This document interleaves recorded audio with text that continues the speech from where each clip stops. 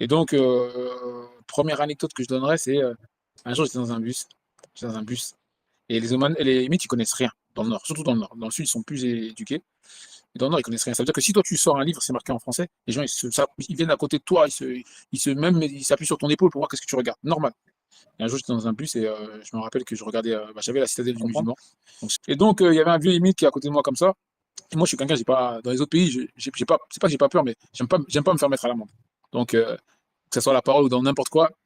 Et donc, je suis en train d'ouvrir mon livre, on a pris le bus pour aller jusqu'à Marbal, on part de Sanaa à Marbal, ça met un truc comme 45 minutes.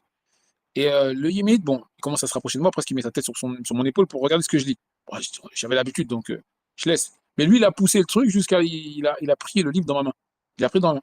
Sans me regarder, hein, comme ça, il a pris dans ma main, il a commencé à lire. Et il avait sa djembia, sa petite épée. Alors, c'était un vieux, hein, il devait avoir quoi? Allez, moi, j'avais 8 ans, 27 ans. Il devait avoir peut-être 50 ans. Moi, qu'est-ce que j'ai fait? J'ai mis ma main sur sa djembia, j'ai tiré. J'ai pris sa djembia, j'ai pris. Et après, il m'a regardé, il a compris.